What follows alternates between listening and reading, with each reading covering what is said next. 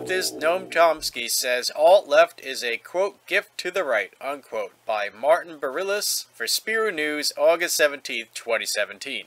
Alright folks, I'm just going to read the first sentence as is. I think there was a typo there. It's not my mistake, sorry.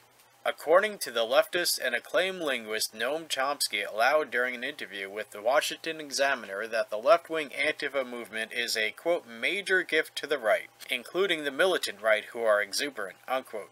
The progressive scholars said, quote, as for Antifa, it's a minuscule fringe of the left, just as its predecessors were, unquote. Many activists affiliated with Antifa or the alt-left movements consider themselves anarchists or socialists. At demonstrations and violent protests, which they term direct action, members of the movement wear black and cover their faces, among other measures, to conceal their identity. Chomsky said, quote, what they do is often wrong in principle, like blocking talks, and the movement is generally self-destructive, unquote. Quote, when confrontation shifts to the arena of violence, it's the toughest and most brutal who win, and we know who that is, unquote. Said Chomsky. Quote, that's quite apart from the opportunity costs, the loss of opportunity for education, organizing, and serious and constructive activism, unquote. Quote, there is some limited similarity to the Weather Underground, unquote, Chomsky said about the group that grew out of the Vietnam-era Students for a Democratic Society. Quote,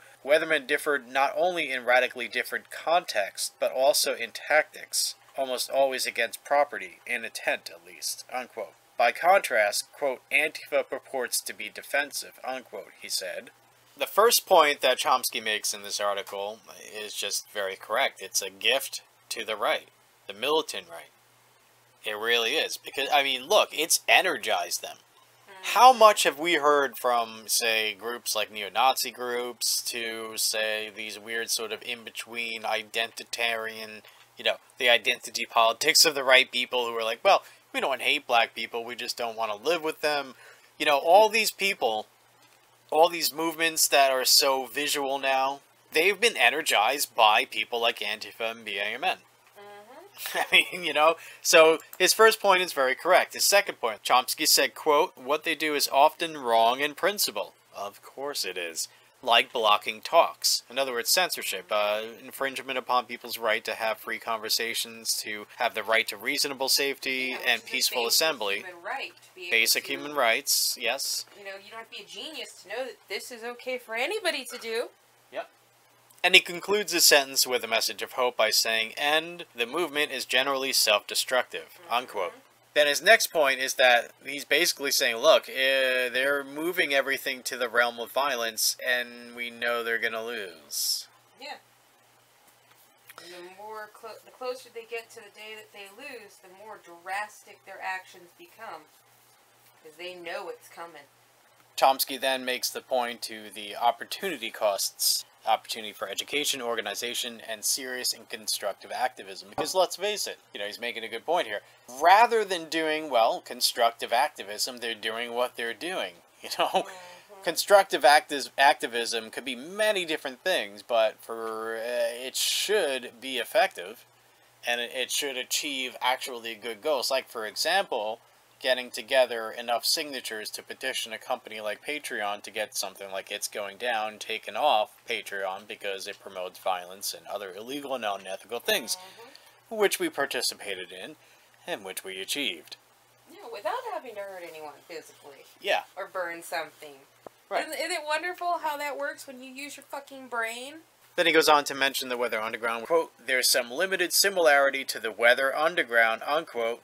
We do have to recognize differences where they exist, and yes, there are differences in context. They were trying to stop the Vietnam War. They're not trying to, say, prevent people from exercising their civil liberties like Antifa does. Yeah. So there are differences. I'm not saying one is better than the other, though. Nor am I saying they're equal. I'm just saying they're different. But in certain principles, they are similar. They are similar in sort of the socio-psychological sense of what happens when people on the left go to so far as to then become violent terrorists, as opposed to people on the right who go so far as to become violent terrorists. Well, what he's saying in the last paragraph there is that the Weathermen, or the Weather Underground, they changed their name because it wasn't politically correct. Don't need a weatherman to know which way the wind blows. they didn't pretend like they were defending themselves or defending marginalized groups or anything like that. They, you know, they knew what they were, and they know they weren't going to fool anybody. So, Antifa, though, they swear like they're protecting somebody. It's defensive. Well, first of all, Confederate monuments, they actually do violence psychologically to people. So to destroy the monuments without taking them down in a way that, you know, is non-destructive is just self-defense. Yeah, because we'll take this to a fairy tale land, just like what's in their head. The statues come alive at night and take slaves. You know, there's a name in the sciences for the belief that material objects that are perhaps inorganic usually have a mana or a power, a magical power in them. It's like a spirit, but in every object. It could be a rock or a statue, for example, and so a statue can actually be evil in that it actually has an evil power in it, and it is in some sense alive or animate. Even if it's not organically alive, it's alive in a sense of, in a spirit sense. It's like a genie or a jinn or a demon or an angel.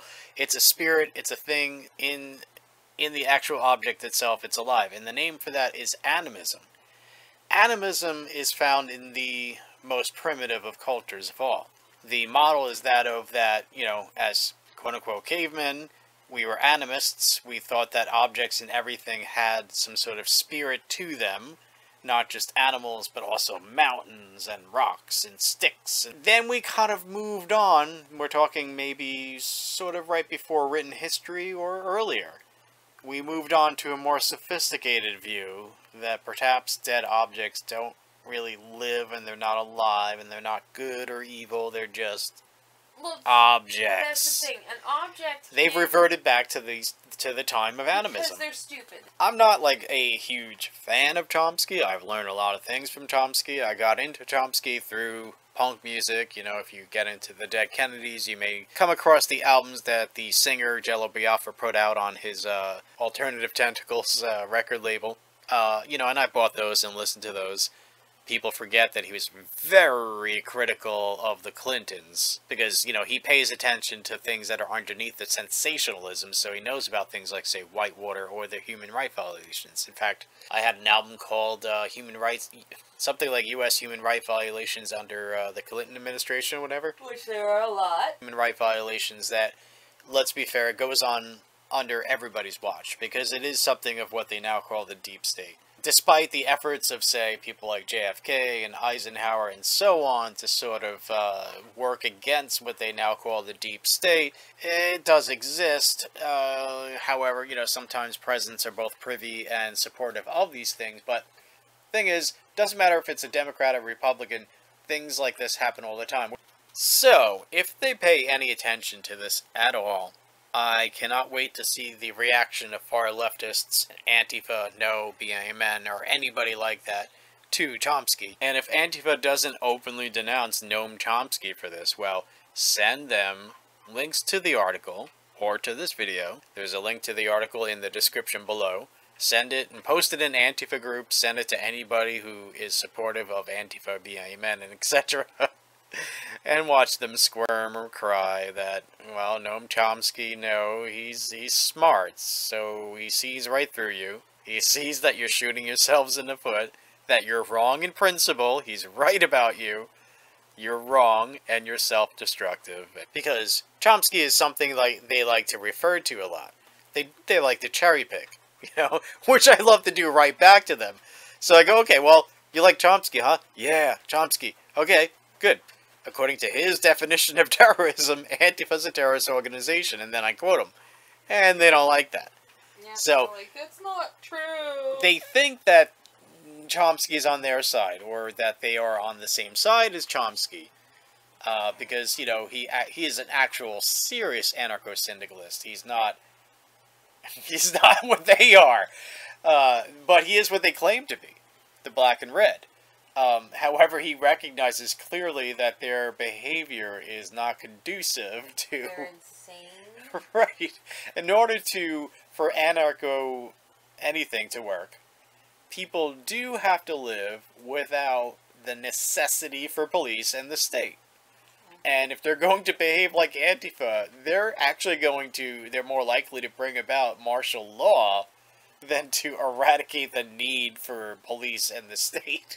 Yeah, which is so They stupid. make it necessary. They're like this close to having places declare fucking martial law on their ass. One state's already declared them a terrorist organization. Yep. Here's the news flash, you fucking dipshits. Right now, you have some Marxist ass fucking mayors and shit. Election time is coming, and we are the majority. Yeah. Okay? And we pay attention. We're going to this kick stuff. your little bitch butt sniffing dogs of a mayor out of fucking office and replace them with somebody who's so fucking harsh that it makes us worry. Just to eradicate your asses. Yeah. Right? Do you not get it? You're about to get the police state that you're bitching already exists. And it's not going to be our fault. It's going to be our only option to destroy you. So, after making well over 100 videos, most of which I've spent days on, and over 500,000 views, over a few years I've made not much more than $100, which I would imagine breaks down to a few cents or maybe even a fraction of a cent per hour. So, I finally signed up for Patreon. There's a link to it right here on my channel banner and in the description below of this video and every other future video. Please consider donating something so that we can continue doing what we do, because at this rate we can't keep it up for long without your donations. Also, if you'd like me to thank you by name for donating, please let me know and I will do so. YouTube is problematic and they would rather not have YouTubers like myself criticizing the left-wing sector of the establishment of which they are a part. You see, I'm always being warned by YouTube, demonetized for not having content that's deemed to be advertiser friendly. I've had videos taken off YouTube for inappropriate content, and that inappropriate content is always criticism of the far left. And I'm always afraid of my channel being shut down suddenly without warning, so I made a backup channel called Just Infidel. You know, Just Infidel. See the link below for that. Please subscribe to it. This will be the backup channel, and also I'll be uploading older videos to that channel that you may want to see for the first or perhaps the second time. So scroll down, click the links for that, subscribe to me also on vid.me, which is like YouTube but without the bullshit. Let's not let YouTube be a monopoly. If you follow me on Twitter, you'll be notified when I upload new videos to YouTube. Also scroll down, click the link, subscribe to me on minds.com, which is like YouTube and Facebook but without the censorship or the clutter and advertisements of the latter. Also there's Gab.ai, another social media platform, the one with the frog. Shadoway. Also, please make sure you are subscribed to me on YouTube. If you think you've already subscribed and click that little bell icon, you may want to check again, especially if you haven't seen a video from me in a few days. People are being mysteriously unsubscribed from channels, some big YouTube glitch, who knows. But many YouTubers are complaining about this, so please go through your subscriptions and make sure you actually are subscribed to your channels. If you haven't seen a video from your favorite YouTube in a while, it may be because you've been unsubscribed due to some glitch or something. Finally, lately on YouTube, a great number of comments are getting lost. For many comments, we don't even get a notification. When we do get a notification, sometimes we can't actually respond to the comment. So I'm not ignoring your comment, there's just problems with the system. Okay folks, thanks for watching. Peace, love, freedom, and equality. By Martin Barillas. You sound like a mouse. Well, you know, it's like those reporters that are Hispanic. They speak, you know, perfect English, no, say, Latino accent until they say their name. Yeah. You know, like, hi, I'm Martin Barillas for ABC News.